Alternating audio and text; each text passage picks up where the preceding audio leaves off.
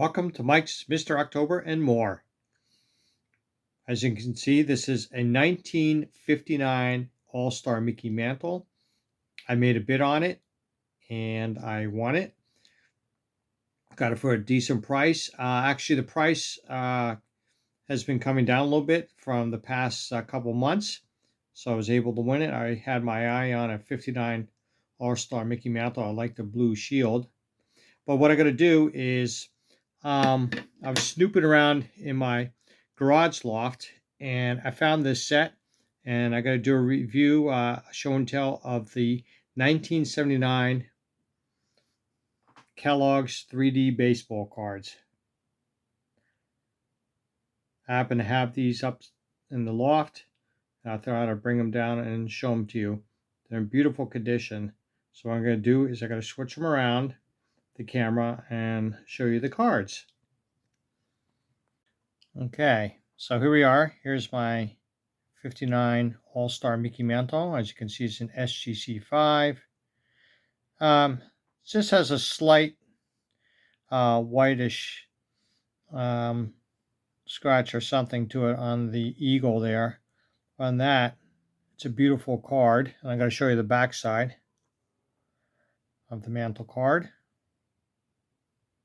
It's beauty. I love it. I had my eye on it for a long time. Just love that blue shield. I know most of you this past weekend went to the National Chicago. Actually, in 2 weeks from now, I'm going to be going to the East Coast National in White Plains, New York. I've been to it several times. They used to have an upstairs and downstairs with dealers, but this year it seems, and past few years have been just upstairs, but it seems like this year they're going to be having downstairs also. I'm going to be going with my cousin and a friend of mine. But anyway, I was up in my garage loft and I found these 3D baseball cards from 1979. And they're beauties. They're in like excellent condition. They have no cracks whatsoever. So this is Bob Force. Just want to show you the back. I remember as a kid going through the cereal box, tilting it, and trying to dig in for the baseball card. So there you go, Bob Force. It's going to have several Hall of Famers. And here we go. It's Rick Russell.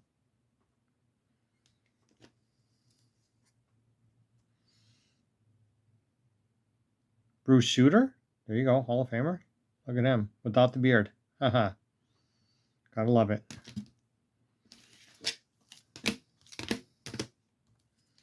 Next, Davey Lopes. Great second baseman. Was a leader for the Dodgers. Several World Series against the Yankees. And here's Rick Monday. I don't know if you ever remember, very patriotic. Somebody tried to burn the flag at Dodger Stadium, and Rick Monday went and grabbed the flag from the guy trying to burn the flag and stamped out the flames. Doug Rao.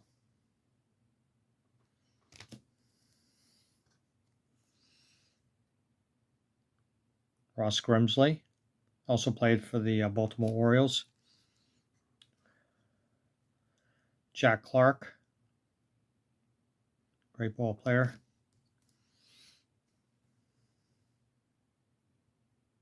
Bob Nepper.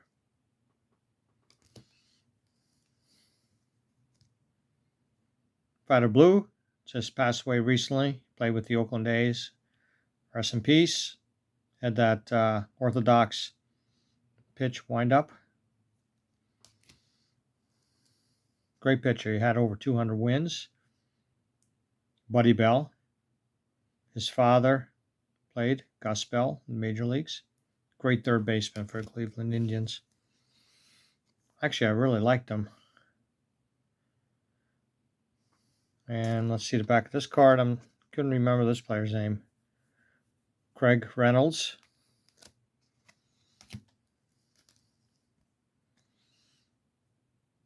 Lee Mazzilli.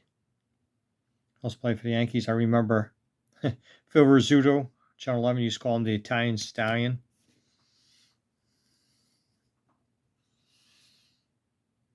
Pat Zachary, New York Mets.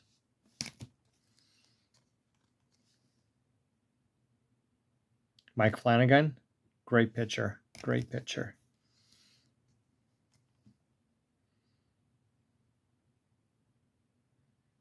Bill Ullman.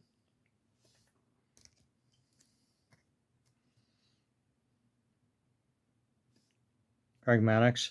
And I don't know if most of you know that hats off to Greg Maddux. He is a Vietnam veteran and got the Purple Heart. And he got burned very badly in Vietnam. And that's part of the reason why he had a beard, because he had a lot of scars. So kudos to him. John Candyman Candelaria.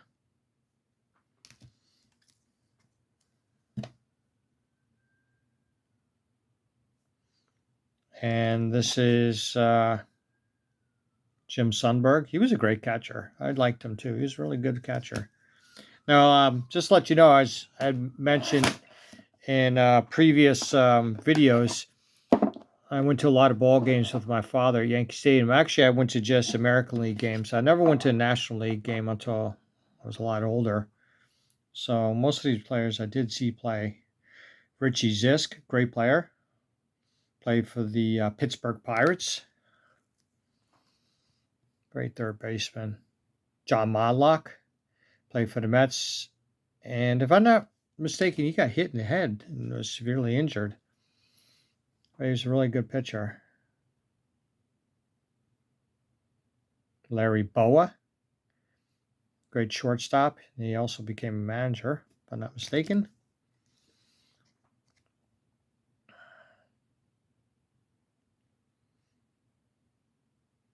Dan Dreesen of the Cincinnati Reds. George Foster. I think it was 1977. He hit over 50 home runs, 52 home runs, and over 140 RBIs. Later became a Met. He was a decent player.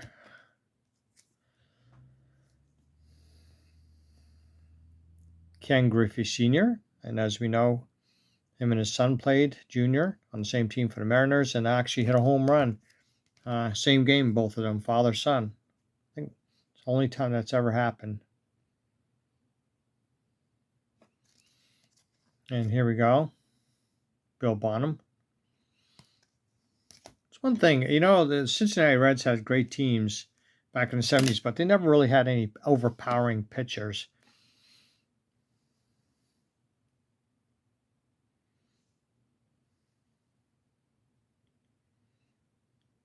Let's see who this is. Dwight Evans. Now, this guy should be in the Hall of Fame. I've seen him play in person at Yankee Stadium. What a cannon of arm. He was a real pain in the butt to the Yankees. He was a tenacious player. Darrell Porter, catcher for the Kansas City Royals. I thought he was a great catcher too. Not Hall of Fame caliber, but he was a great catcher. Great catcher. And those funny looking glasses. Freddie Patek played also for the Boston Red Sox. He actually hit 3 home runs in one game at Fenway Park. And he was also the shortest ball player at the time. Paul Splittorff, he was a great pitcher. Remember seeing him. Here we go. Willie Stretch McCovey, Hall of Famer. Holds a record for most home runs in an inning. Did it twice. 2 home runs in an inning. Hit over 500 home runs, as we know.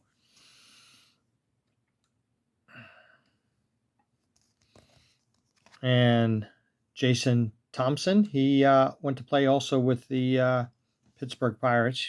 He's a really good first baseman. Consistent. Jim Palmer. What a great player, Hall of Famer. I saw him personally pitch at Shea Stadium. Mr. Jockey. Underwear. So we can get a focus in here. Here you go. 1, 2, 3, 4, 5, 6, at least 8 times he won 20 games. And he also pitched in the World Series against the Dodgers as a rookie. I don't remember if he won or not. I was a baby at the time, but I saw the highlights. Here we go. One of my favorite pitchers of all time, Steve Lefty Carlton, second winningest pitcher as a left-hander, if I'm not mistaken. Let's see. Steve Carlton had that phenomenal year for the Phillies. He won like 50% of the games for the Phillies that one year when he won 27 games. Consistent. Here we go. Jeff Zahn. Played also for the California Angels. He's a very consistent pitcher. Ron Raging Cajun Guidry. I saw him play for the Yankees at the stadium. The Gator. What a player. He was, one year he was 25-3. And I remember one game he lost. It was against the Royals. Willie Wilson hit like a triple up the gap to win the ball game at Royal Stadium. The Gator.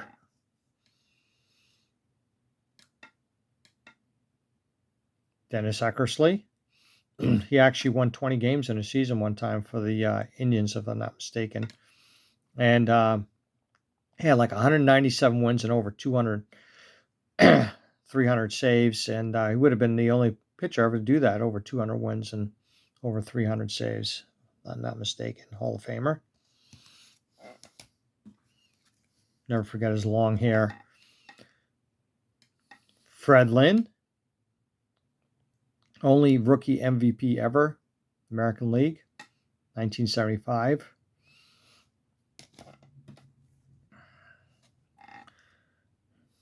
Jim Rice, I actually saw him play also in person at Yankee Stadium and Fenway Park. I saw him play in 1987, if I'm not mistaken,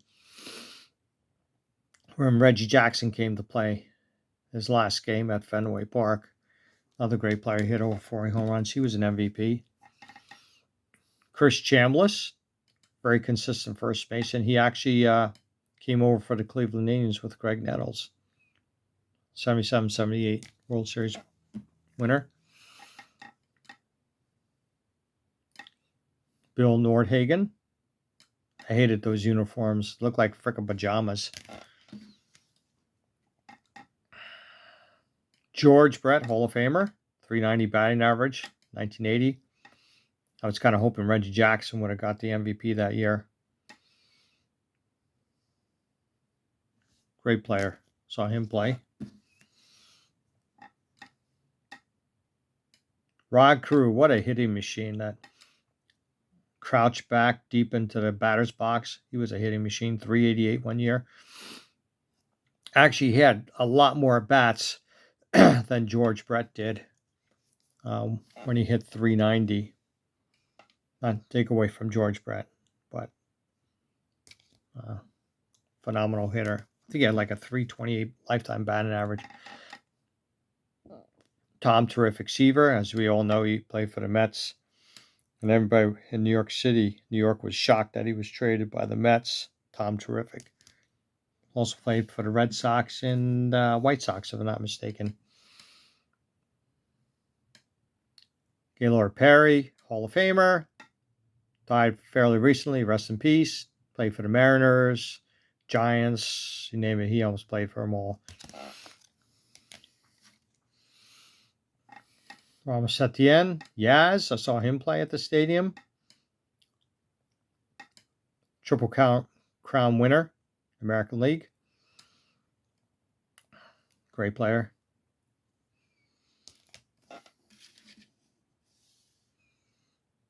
And here we go. Pete Rose. Should be in the Hall of Fame, no doubt. All people make mistakes and should be forgiven. And should be in the Hall of Fame, all-time hits leader and whatever else. Met him once at a card show, an autographed my 69 Topps baseball card. Anyway, I hope you enjoyed my video. So please give me a thumbs up. Leave any comments and look at my previous videos. Like I had mentioned, I'm going to be going to the East Coast National in White Plains, New York on Saturday, August 19th. I'm going to be wearing my baseball Cartosaurus t-shirt that my wife bought for me. I always and only wear that t-shirt at the card shows. Going to be concentrating on my 66 top set, focusing on Hall of Famers. Gaylord Perry is a high number, and forgot who the other Hall of Famer is a high number. And I got to try to finish up a 3D set, very special set.